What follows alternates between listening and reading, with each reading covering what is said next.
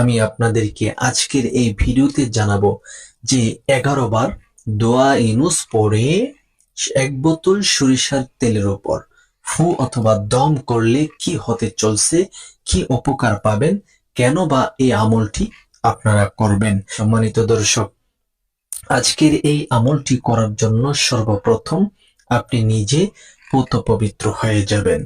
অবশ্যই আপনি যদি ভালোভাবে ওযু না করেন, ভালোভাবে পবিত্রতা অর্জন না করেন, সেক্ষেত্রে আপনার আমলটি আল্লাহর দরবারে হয়তো এর আমলের ফলাফল হয়তো আপনি পাবেন না।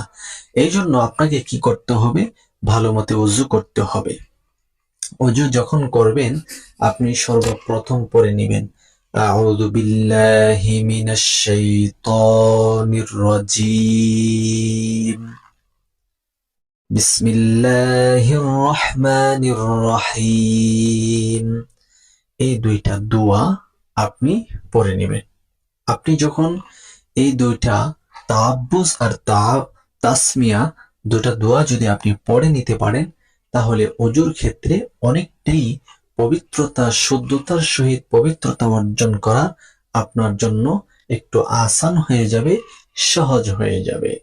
অর্থাৎ আউযু বিল্লাহি মিনাশ শাইতানির রাজীম এর মাধ্যমে আপনার সকল শয়তানি কুমন্ত্রণা, শয়তানের আসর, ধোঁকা এগুলো দূর হয়ে যাবে ইনশাল্লাহ। আর বিসমিল্লাহির রহমানির রহিম এর মাধ্যমে আল্লাহ তাআলার কাছে আপনি সাহায্য সহযোগিতা চেয়েছেন, আল্লাহর নাম নিয়ে শুরু করেছেন, নবী করিম সাল্লাল্লাহু আলাইহি সাল্লামের সুন্নাহ অনুযায়ী আপনার ওযুটা হবে ইনশাআল্লাহ। এইরকম ভাবে ওযু করে নেবেন। ওযু করার পর আপনি শুধু একবার ছোট্ট একটি কালিমা, দ্বিতীয় কালিমাটা কালিমায়ে শাহাদাত, প্রথম কালিমা কালিমায়ে তয়্যিবা, দ্বিতীয় কালিমা কালিমায়ে শাহাদাত আপনি পড়ে নেবেন। আশহাদু আল্লা ইলাহা ইল্লাল্লাহু ওয়াহদাহু লা শারীকা লাহ ওয়া আশহাদু আন্না মুহাম্মাদান আবদুহু ওয়া রাসূলুহু। এই দোয়াটা আপনি মাত্র একবার পড়বেন। এটা পড়লে কি হয়? আল্লাহ নবী সাল্লাল্লাহু আলাইহি সাল্লাম বলেন, কোন ব্যক্তি যখন ওযু করে, তখন ওযুর পরে যখন দ্বিতীয় কালিমা কালিমায়ে শাহাদাত মাত্র একবার পড়ে, আল্লাহু আকবার কাবীরা, আল্লাহ তাআলার জান্নাতের 8টি দরজা তার জন্য ওপেন হয়ে যায়, খুলে যায়। যে কোনো দরজা দিয়ে সে জান্নাতে প্রবেশ করতে পারবে, কোনো বাধা প্রতিবন্ধকতা থাকবে না। সুবহানাল্লাহ। এইরকম ভাবে আপনি ওযু করে নিলেন।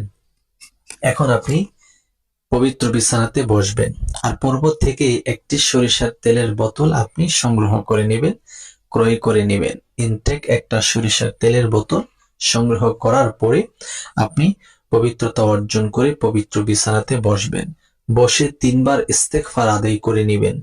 আস্তাগফিরুল্লাহাল্লাযী লা ইলাহা ইল্লা হুয়াল হাইয়ুল কাইয়্যুম ওয়া আতুবু ইলাইহি লা হাওলা ওয়ালা কুওয়াতা ইল্লা বিল্লাহিল আলিয়্যিল আযীম। আস্তাগফিরুল্লাহাল্লাযী লা ইলাহা ইল্লা হুয়াল হাইয়ুল কাইয়্যুম ওয়া আতুবু ইলাইহি লা হাওলা ওয়ালা কুওয়াতা ইল্লা বিল্লাহিল আলিয়্যিল আযীম। আস্তাগফিরুল্লাহাল্লাযী লা ইলাহা ইল্লা হুয়াল হাইয়ুল কাইয়্যুম ওয়া আতুবু ইলাইহি লা হাওলা ওয়ালা কুওয়াতা ইল্লা বিল্লাহিল আলিয়্যিল আযীম। এই ইস্তেগফার আপনি কতবার পড়বেন? মাত্র 3 বার পড়বেন, কমপক্ষে 3 বার। তারপরে 3 বার দুরূদ শরীফ পড়ুন। আল্লাহুম্মা সাল্লি আলা মুহাম্মাদ ওয়া আলা আলি মুহাম্মাদ কামা সাল্লাইতা আলা ইব্রাহিম ওয়া আলা আলি ইব্রাহিম ইন্নাকা হামিদুম মাজিদ। আল্লাহুম্মা বারিক আলা মুহাম্মাদ ওয়া আলা আলি মুহাম্মাদ কামা বারাকতা আলা ইব্রাহিম ওয়া আলা আলি ইব্রাহিম ইন্নাকা হামিদুম মাজিদ। বাস, 3 বার ইস্তেগফার, 3 বার দুরূদ শরীফ আপনি পড়ে নেবেন।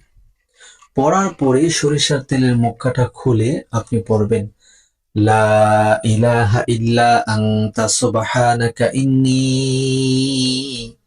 কুনতু মিনাজ জালিমিন।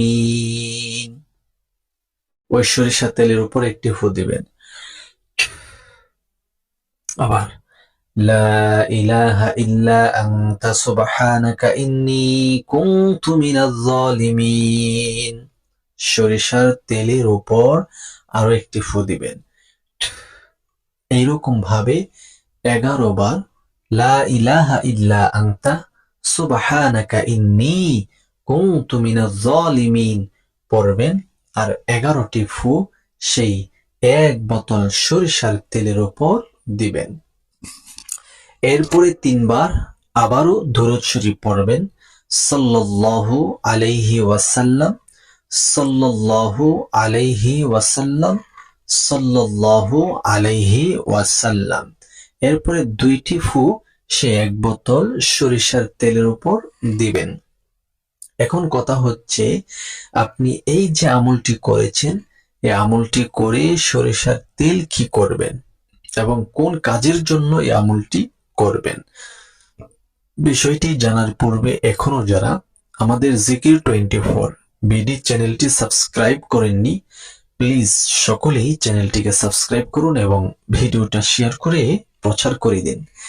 সম্মানিত দর্শক, আজকের এই আমলটি করবেন আপনার ঘরে কোনো ছোট বাচ্চা অথবা যে কোনো মানুষ, আপনার ঘরের সদস্যের মধ্য থেকে যে কাউকে যদি কোনো বদ নজর অথবা কোনো খারাপ জিনের আসর অথবা কোনো মানুষের নজর লেগে থাকে, তাহলে আজকের এই আমলটি আপনি করে আপনার ওই শিশু বাচ্চাকে, ওই ব্যক্তিকে আপনি ওই গোসল করানোর পরে এই তেলটা ব্যবহার করাবেন।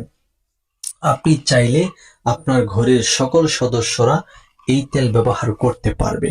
করলে উপকার হচ্ছে যাবতীয় ওয়াসওয়াসা, যাবতীয় জিন্নাতের আসর, বদ জিনের আসর অথবা মানুষের চোখ লাগা, মুখ লাগানো, নজর লাগানো ইত্যাদি থেকে আল্লাহ তাকে সুস্থ করবে, নিরাপদে রাখবে, ভালো রাখবে।